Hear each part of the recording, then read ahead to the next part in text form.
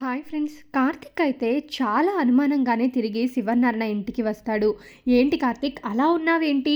ఏమైంది?" అని చెప్పి శివన్నారన అడుగుతూ ఉంటే, "ఏం లేదు తాత, పెళ్ళికి చాలా తక్కువ టైం ఉంది కదా! ఇదంతా మనం ఎలా పూర్తి చేస్తామా అని కొద్దిగా టెన్షన్‌గా ఉంది అంతే" అని చెప్పి అనగానే, ఇక అప్పుడు జోష్న వచ్చి, "నాకెటువంటి టెన్షన్ లేదు బావ. నా పెళ్లి చూసుకోవడానికి, నా పెళ్లి పనులు చేయడానికి నువ్వు, దీప ఉన్నారు కదా! ఇక నాకు ఏ టెన్షను లేదు. మీరు ఏమైనా చేయగలరు. నాకా నమ్మకం ఉంది. నువ్వంత టెన్షన్ పడకు" అని చెప్పి అనగానే, ఇక శివనారాయణ, "భలే చెప్పావు జోష్న. కరెక్టే. ఈ కార్తిక్ అలాగే దీప తలుచుకుంటే ఎంత పెద్ద పనైనా చేసేస్తారు. అలాంటిది పెళ్లి చేయలేరా? రే మనవడా, నువ్వేమీ టెన్షన్ పడకాకు. నీ స్టామినా నీకు తెలీదు. నువ్వు అన్ని పనులు సక్రమంగా పూర్తి చేయగలవు.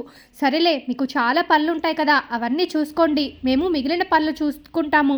పదమ్మా జోష్న, లోపలికి వెళ్దాం" అని శివనారాయణ అలాగే జోష్న ఇద్దరు కూడా లోపలికి వెళ్ళిపోతారు. ఇక కార్తిక్ అయితే సూరజ్ రూమ్ దగ్గరికి వస్తాడు. "ఏంటి బ్రో, కాల్ చేశావు? ఏమైంది? ఎందుకని కాల్ చేశావు?" అని చెప్పి సూరజ్ అడగగానే, "ఏం లేదు బ్రో, ఇందాకెందుకో నీతో మాట్లాడాలనిపించింది, అందుకే కాల్ చేశాను. అయినా రూమ్లో కూడా లేవంట కదా నువ్వు, పారు చెప్పింది. ఎక్కడికి వెళ్ళావు?" అని చెప్పి ఇక కార్తిక్ అడిగితే, "అదా బ్రో, నాకున్నది ఎవరు చెప్పు, ఒకే ఒకరు కదా, అది మా పెద్దయ్యే కదా.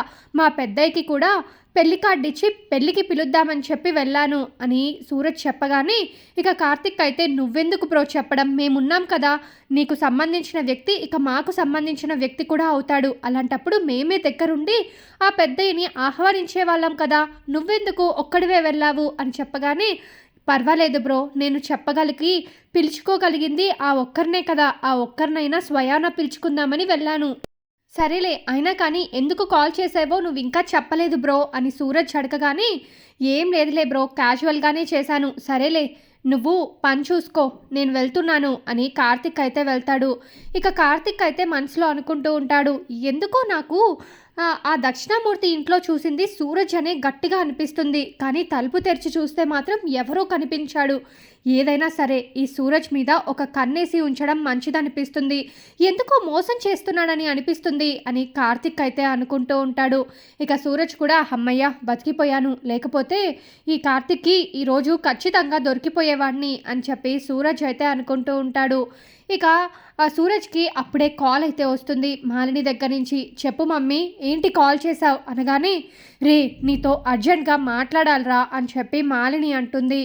"ఏం మాట్లాడతావు మమ్మీ? ఇందాకే కదా ఇంటికొచ్చాను. కొంచెం ఉంటే ఆ కార్తిక్‌కి ఈరోజు దొరికిపోయే వాళ్ళము. మన ప్లాన్ అంతా కూడా ఫెయిల్ అయిపోయేది. చివరి వరకు వచ్చింది ప్లాను. ఇప్పుడు ఫెయిల్ అయితే ఎంత దరిద్రంగా ఉంటుంది చెప్పు. కొన్ని రోజులు ఓపిక పట్టు మమ్మీ" అని అంటూ ఉంటే, "లేదు లేదు, నువ్వు వెంటనే రారా, నీతో మాట్లాడాలి కొన్ని విషయాల గురించి" అని చెప్పి ఇక మాలిని అనగానే, "సరే మమ్మీ, వస్తున్నాను" అని చెప్పి సూరజ్ అయితే హడావిడిగా బయలుదేరుతాడు. ఇక సూరజ్‌ని గమనిస్తూ ఉన్న కార్తిక్ అయితే, "ఏంటి సూరజ్ మళ్ళీ ఎక్కడికో బయటికెళ్తున్నాడు. అయినా సూరజ్‌కి మాకు తెలియని పని ఏముంటుంది? తనకి సంబంధించిన వ్యక్తి పెద్దయ్య మాత్రమే. ఆ పెద్దయ్యని కూడా పెళ్ళికి పిలిపించేశాడు కదా. మరి ఇప్పుడు ఎక్కడికి వెళ్తున్నాడు? ఒకసారి నేను సూరజ్‌ని ఫాలో అయితే బావుంటుంది" అని చెప్పి ఇక సూరజ్ వెనకాలే కార్తిక్ అయితే ఫాలో అవుతూ ఉంటాడు. ఇక సూరజ్ డైరెక్ట్‌గా ఇక దక్షిణామూర్తి ఇంటికైతే వెళ్తాడు. ఇక దక్షిణామూర్తి దగ్గరికి వెళ్ళిన సూరజ్‌ని చూసిన కార్తిక్ ఒక్కసారిగా షాక్ అయిపోతాడు. ఏంటిది, సూరజ్ దక్షిణామూర్తి ఇంటికి వెళ్తున్నట్టున్నాడే. నేను ఉదయం చూసింది నిజమేనా? అసలు వీళ్ళ మధ్య ఏం జరుగుతుంది? అసలు దక్షిణామూర్తికి సూరజ్‌కి ఉన్న సంబంధం ఏంటి అని చెప్పి కార్తిక్ అనుకుంటూ, వీళ్ళని నేను ఫాలో అయ్యి వీళ్ళు మాట్లాడే మాటలు వింటేనే నాకు సూరజ్ మీద ఉన్న అనుమానం తీరుతుంది అని సూరజ్ వెళ్ళిన ఇంటికైతే తను కూడా వెళ్తాడు. ఇక సూరజ్‌ని చూసిన మాలిని అయితే, "రే లోపలికి రారా, నీతో అర్జెంట్‌గా మాట్లాడాలి, అందుకే పిలిపించాను" అని చెప్పగానే, "మమ్మీ, ఇందాకే కదా మమ్మీ నేను వచ్చాను. మళ్ళీ నాతో ఏం మాట్లాడాలనుకుంటున్నావు? అయినా నీకు ఆల్రెడీ చెప్పాను, మన ప్లాన్ అంతా కూడా వర్కౌట్ అవ్వబోతుంది. ఇలాంటప్పుడు నేను ఎక్కువగా నీతో కలవడం కానీ మాట్లాడడం కానీ చూస్తే ఆ ఇంట్లో వాళ్ళకి డౌట్ వచ్చేస్తుంది కదా. కొంచెం జాగ్రత్తగా ఉండాలి కదా మమ్మీ మనం" అని సూరజ్ అంటూ ఉంటాడు. ఈ మాటలన్నీ కూడా కార్తిక్ అయితే వింటూ ఉంటాడు. ఏంటి, మాలినిని మమ్మీ అంటున్నాడు? అసలు మాలిని కొడుకే ఈ సూరజ్జా? ఎందుకని ఇలా చేస్తున్నాడు? అసలు ఏమీ అర్థం కావడం లేదే అని కార్తిక్ అయితే అనుకుంటూ అక్కడే నిల్చొని వింటూ ఉంటాడు. ఇక సూరజ్ అయితే, "చెప్పు మమ్మీ, పిలిపించావు కదా, ఏం చెప్పాలనుకుంటున్నావో చెప్పు" అని అడుగుతాడు. "ఏం లేదురా, నువ్వు నిజంగానే జోష్నని పెళ్లి చేసుకోవాలనుకుంటున్నావా? లేకపోతే పెళ్ళికి ముందరే తప్పించుకొని వచ్చి ఎక్కడికైనా దూరంగా వెళ్ళిపోవాలనుకుంటున్నావా? ఏం చేయాలనుకుంటున్నావు అని మాలిని అడగగానే ఇక సూరజ్ అయితే, మమ్మీ మనకి ఇప్పుడు 2 ఆప్షన్స్ ఉన్నాయి. అసలు జోష్‌ని పెళ్ళే చేసుకోకుండా నేను యూఎస్ వెళ్ళిపోవడం, లేదు అంటే జోష్‌ని పెళ్లి చేసుకొని తాళి కట్టిన మరుక్షణం అక్కడ నుంచి నేను తప్పించుకొని వెళ్ళిపోవడం. ఈ రెండిట్లో ఏది చేయమంటావో చెప్పు మమ్మీ అని చెప్పి ఇక అడుగుతూ ఉంటాడు సూరజ్. దానికి మాలిని అయితే, రే నువ్వు తాళి కట్టకుండా వెళ్ళిపోయావనుకో, కొన్ని రోజులకి జోష్న ఆ బాధని తప్పించుకొని వేరే పెళ్లి చేసుకుంటుంది. శివనారాయణ సైలెంట్గా ఉండడు కదా, ఆ జోష్నకి మరొక పెళ్లి జరిపించేస్తాడు. అదే నువ్వు జోష్న మెడలో తాళి కట్టి ఆ తర్వాత యూఎస్ వెళ్ళిపోయావనుకో, అప్పుడు నిజమైన బాధ ఏంటో తెలుస్తుంది. నాకున్న పగ ప్రతీకారం అంతా కూడా తీర్చుకోగలుగుతాను అని చెప్పి మాలిని అంటూ ఉంటే అప్పుడు దక్షిణామూర్తి, శభాష్ అమ్మ మాలిని, నువ్వు నా కోడలు అనిపించుకున్నావు. రే సూరజ్, మీ అమ్మ చెప్పినట్టుగా నువ్వు జోష్న మెడలో తాళి కట్టేసి ఆ మరుక్షణమే అక్కడి నుంచి వెళ్ళిపో. అప్పుడే ఆ ఇంట్లో ఎలాంటి గొడవలు జరుగుతాయో, ఎలాంటి బాధ ఉంటుందో నేను కళ్ళారా చూడాలి. ఎందుకంటే ఆ శివనారాయణ ప్రతిసారి కూడా నా కుటుంబం అంటూ విర్రవీగుతూ ఉంటాడు కదా. ఆ శివనారాయణని దెబ్బ కొట్టాలంటే తనకు ఎంతో ఇష్టమైన మనవరాల్ని దెబ్బ కొడితే మాత్రమే ఆ శివనారాయణ ఆ బాధని తట్టుకోలేక గిలగిలలాడిపోతాడు. అదే నేను చూడాలనుకుంటుంది. ఈ వయసులోనూ నా పగని ప్రతీకారాన్ని కంటిన్యూ చేస్తున్నానంటే ఆలోచించు, ఆ శివనారాయణ మీద నాకు ఎంతలా పగ ఉందో అని చెప్పి దక్షిణామూర్తి అయితే అంటూ ఉంటాడు. ఈ మాటలన్నీ విన్న కార్తిక్ అయితే, ఏంటి సూరజ్ ఇంతలా నమ్మించి మోసం చేశాడా? సూరజ్ని నమ్మినందుకు జోష్న మారిపోయి మంచిలా మారింది. ఇప్పుడు సూరజ్ని ప్రాణం కంటే ఎక్కువగా ప్రేమిస్తుంది. ఒకవేళ సూరజ్ ఇలా మోసం చేశాడు అని తెలిస్తే ఇక జోష్న తట్టుకోగలదా? ఇలా అస్సలు జరగకూడదు. నేను సూరజ్తో మాట్లాడాలి. లేదు ఇలా జరగకూడదు. ఒకవేళ సూరజ్తో మాట్లాడిన ఫలితం ఉంటుందని నాకైతే అసలు అనిపించడం లేదు. వాళ్ళ అమ్మ అలాగే వాళ్ళ తాతకి సంబంధించిన పగ కోసం ఎంతలా దిగజారిపోయాడు. అయినా ఒక ఆడపిల్ల జీవితంతో ఆడుకోవడానికి వీళ్ళకి కొంచెం కూడా బుద్ధి అనేది లేదా? ఇప్పుడే వీళ్ళతో మాట్లాడి ఇక ఈ విషయాన్ని ఇంట్లో చెప్పేస్తాను అని చెప్పి ఇక కార్తిక్ అయితే, రే సూరజ్, కొంచెమైనా నీకు బుద్ధి అనేది ఉందా? కొంచెం కూడా బుద్ధి లేకుండా ఇలా ఎలా ప్రవర్తిస్తున్నావురా? నీ కోసం జోష్న ఎంతలా పరితపిస్తుంది, నిన్ను ఎంతలా ప్రేమిస్తుందో తెలుసా? నా తర్వాత అంతలా ప్రేమించిందిరా నిన్ను. ఇప్పుడు నువ్వు ఇలా మోసం చేశావని తెలిస్తే తను తట్టుకోగలదా? జోష్న ఏదన్నా చేసుకుంటే ఎవర్రా బాధ్యత వహించేది? నా కుటుంబాన్ని నాశనం చేయడానికి ఇలా వచ్చావా? అయినా మీకు కొంచెమైనా బుద్ధుందా?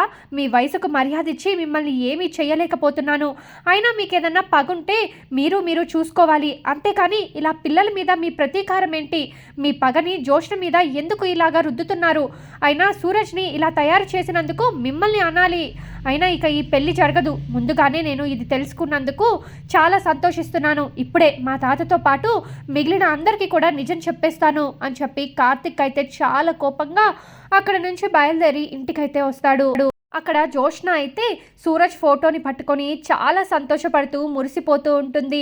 ఇక పెళ్లి కార్డులు చూసుకుంటూ తొందరలోనే నాకు పెళ్ళైపోతుంది, ఇక కొద్ది రోజులే, ఆ తర్వాత నేను సూరజ్ భార్యగా సంతోషంగా ఉండగలను. నన్ను నాకు పరిచయం చేసిన సూరజ్తో హ్యాపీగా నా లైఫ్ని నేను గడిపేస్తాను అని చెప్పి జోష్న సంతోషపడడం చూసిన సుమిత్ర అలాగే దశరథ్ శివనారాయణ అందరూ కూడా చాలా సంతోషంగా ఉంటారు. ఇప్పుడు వీళ్ళకి ఈ విషయం చెప్తే ఎలా తట్టుకుంటారు, ఎలా తీసుకోగలరు? నాకైతే అర్థం కావడం లేదు. కానీ టైం అయితే లేదు. ఇప్పుడైతే నేను ఈ నిజాన్ని బయట పెట్టాల్సిందే, లేకపోతే పెళ్లి జరిగిపోతే జోష్న జీవితం అతలాకుతలం అయిపోతుంది అని చెప్పి కార్తిక్ అయితే అందరినీ కూడా పిలుస్తూ ఉంటారు. ఇక కార్తిక్ని అలా డల్గా చూసిన వాళ్ళంతా కూడా, ఏమైంది బావా, ఏమైంది, ఎందుకంత టెన్షన్ పడుతున్నావు, ఎందుకంత బాధపడుతున్నావు అని చెప్పి జోష్న అడిగితే, ఏం లేదు మరదలా, మీ అందరికీ నేను ఒక విషయం చెప్పాలనుకుంటున్నాను, అందుకోసమే ఈ విషయాన్ని మీతో చెప్దామని ఇక్కడికి వచ్చాను అనగానే, ఏం చెప్పాలనుకుంటున్నావురా చెప్పు అని దశరథ్ అంటాడు. ఇక శివనారాయణ కూడా, చెప్పు మనవడా, దేని గురించి చెప్పాలనుకుంటున్నావు, ఈ టైంలో ఇంత టెన్షన్ పడుతున్నావు, అసలు ఏమైంది చెప్పు అని శివనారాయణ కూడా అడుగుతూ ఉంటే, తాత మనందరం అనుకుంటున్నట్టు సూరజ్ అనాథ కాదు తాత అని చెప్పి అంటూ ఉంటే, అవునరా, సూరజ్ అనాథ కాదు. సూరజ్ అనాథ ఎందుకు అవుతాడు? మనందరం ఉన్నాం కదా, మనం అందరం ఉన్నప్పుడు సూరజ్ అనాథ ఎప్పటికీ కాలేడు కదరా అని చెప్పి శివనారాయణ అంటూ ఉంటే, అది కాదు తాత, నిజంగా సూరజ్ అనాథ కాదు. ఇదంతా కూడా మాలిని దక్షిణామూర్తి ఆడిస్తున్న నాటకం. సూరజ్ ఎవరో కాదు, ఆ మాలిని కొడుకు, దక్షిణామూర్తి మనవడు. వాళ్ళు డైరెక్ట్గా నిన్నేమీ చేయలేక నీకు ఎంతో ఇష్టమైన నీ మనవరాలు జ్యోష్ణని ఇబ్బంది పెడితే, బాధ పెడితే నువ్వు చాలా బాధపడతావని చెప్పి అలా అయినా నిన్ను దెబ్బ కొట్టొచ్చు అని చెప్పి వాళ్ళందరూ కలిసి వేసిన ప్లాన్ ఇది. కావాలనే మాలిని సూరజ్ని ఇలా తయారు చేసి జ్యోష్ణని ట్రాప్ చేయమని చెప్పింది. ఇక సూరజ్ కూడా అనుకున్న విధంగానే, ఇక తన తల్లి చెప్పిన విధంగానే జ్యోష్ణని ట్రాప్ చేసి తనని ప్రేమించుకునేలా చేశాడు. పాపం జ్యోష్ణ ఇదంతా తెలియక సూరజ్ని ప్రాణం కంటే ఎక్కువగా ప్రేమించింది అని చెప్పగానే ఒక్కసారిగా అంతా కూడా షాక్ అయిపోతారు. ఏం మాట్లాడుతున్నావురా, ఏం మాట్లాడుతున్నావు నువ్వు చెప్పేది నిజమా? అయినా ఆ సూరజ్ ఇలాంటి వ్యక్తా? ఆ మాలిని దక్షిణామూర్తి కొంచెమైనా బుద్ధి అనేది లేదా అని శివనారాయణ అంటూ ఉంటే, నేను చెప్పేది నిజమే తాత, ఇప్పుడే ఈ విషయాన్ని నేను కల్లారా చూశాను, కల్లారా విన్నాను. వాళ్ళ ముగ్గురు కలిసి మాట్లాడుకుంటే విన్నాను. ఇక వాళ్ళని డైరెక్ట్గా కూడా అడిగాను, ఈ పెళ్లి జరగదు, మీరు ఇక మర్చిపోండి అని కూడా చెప్పాను తాత. ఇక వెంటనే ఈ విషయాన్ని మీకు చెప్దామని ఇక్కడికి వచ్చి చెప్తున్నాను అని అనగానే ఇక అంతా కూడా ఒక్కసారిగా షాక్ అయిపోతారు. ఇప్పుడే వెళ్ళి ఆ దక్షిణామూర్తిని చంపేస్తాను నేను అని చెప్పి దక్షిణామూర్తి వెళ్ళిపోతూ ఉంటే జ్యోష్ణ నైఫ్ తెచ్చుకొని, నేను బ్రతకను, ఎందుకు అన్నీ నాకు దూరం అయిపోతూ ఉన్నాయి, ఇప్పుడే కదా నేను చాలా సంతోషంగా ఉన్నాను, బావని ప్రేమించాను, బావ నాకు దూరం అయిపోయాడు, ఇప్పుడు నన్ను నాకుగా పరిచయం చేశాడని సూరజ్ని ప్రాణం కంటే ఎక్కువగా ప్రేమించాను, పెళ్లి చేసుకొని జీవితాన్ని దానితో గడుపుదామని చెప్పి ఎన్నో కలలు కన్నాను, కానీ అవి ఏమీ కుదరకుండానే ఇలా సూరజ్ నన్ను మోసం చేస్తాడా? లేదు, నేను బ్రతకను, అసలు నేను బ్రతకాలనుకోవడం లేదు, ఇదంతా జరగడానికి కారణం నేనే, నేను చేసిన పాపాలు తప్పులే నాకు ఇలా తగులుతూ ఉన్నాయి, నేను చేసిన కర్మ వల్లే నేను ఇలా అనుభవిస్తున్నాను అని చెప్పి జ్యోష్ణ అయితే తన హ్యాండ్ని అయితే కట్ చేసుకుంటుంది. ఇక అలా కట్ చేసుకోవడంతో అక్కడ ఉన్న వాళ్ళంతా కూడా అమ్మ జ్యోష్ణ అనుకుంటూ ఇక జ్యోష్ణని హాస్పిటల్కి అయితే తీసుకొని వెళ్తారు. ఇక డాక్టర్ చాలా సీరియస్గా ఉంది, ఒక 24 hours అయితే కానీ చెప్పలేమని చెప్పడంతో ఇక సుమిత్ర చాలా బాధపడుతూ ఉంటుంది. మామయ్య, నా కూతురికి ఏమన్నా అయితే నేను తట్టుకోలేను, అయినా వాళ్ళకి ఉండేది పగంతా కూడా నా మీద కదా, ఏదైనా ఉంటే నా మీద చూపించాలి, కానీ నా కూతురు జీవితాన్ని ఇలా ఎందుకు పాడు చేశారు మామయ్య, నాకు అర్థం కాలేదు, నా పుట్టింటి వాళ్ళే ఇలా నా బాధని కోరుకుంటుంటే నేను తట్టుకోలేకపోతున్నాను అని చెప్పి సుమిత్ర అక్కడికక్కడే పడిపోయి ఇక చాలా బాధపడుతూ ఉంటుంది. ఇక దీప అలాగే కార్తిక్ అందరూ కూడా సుమిత్రని ఓదారుస్తూ ఉంటారు. ఇక శివనారాయణ కూడా అసలు వాళ్ళకి బుద్ధి అనేదే లేదా, ఏదన్నా ఉంటే హోటల్ పరంగానో లేదా పెద్దవాళ్ళమి మన మధ్య చూసుకోవాలి, కానీ ఇలా వాళ్ళ కొడుకుని ట్రాప్ చేయమని నా మనవరాల్ని ఇబ్బంది పెట్టమని చెప్తారా? వాళ్ళని ఏం చేసినా కూడా పాపం లేదు, ఇప్పుడే వాళ్ళని ఏదో ఒకటి చేసేసి వస్తాను అని శివనారాయణ వెళ్ళి అడుగుతూ ఉంటే, మామయ్య నేను కూడా వస్తాను మామయ్య అని చెప్పి శివనారాయణతో పాటు సుమిత్ర కూడా బయలుదేరుతుంది. ఇక సుమిత్ర అయితే వాళ్ళ నాన్న కాలర్ పట్టుకొని, నువ్వు అసలు తండ్రివేనా, నీలాంటి తండ్రి నాకున్నాడని చెప్పుకోవడానికి కూడా సిగ్గు వేస్తుంది, అయినా కూతురు మీద ప్రేమ ఉంటే మనవరాలి జీవితాన్ని ఇలా నాశనం చేస్తారా, అయినా మీకు కొంచెం అన్నది కూడా బుద్ధి లేదా అని చెప్పి అడుగుతూ ఉంటే ఇక మాలిని వచ్చి, నువ్వు అలా మాట్లాడొద్దు, మేము డైరెక్ట్గా సూరజ్ని పెళ్లి చేసుకోమని అడిగితే మీరు ఒప్పుకుంటారా? ఒప్పుకోరు కదా, పగా ప్రతీకారం అంటారు, అందుకే ఎలా అయినా సరే నా మేనకోడల్ని ట్రాప్ చేయమని నేనే చెప్పాను, దాంట్లో తప్పేముంది అని మాలిని అంటే, నువ్వు నోరుముయ్ అని చెప్పి మాలినిని లాగిపెట్టి సుమిత్ర అయితే ఒకటి కొడుతుంది.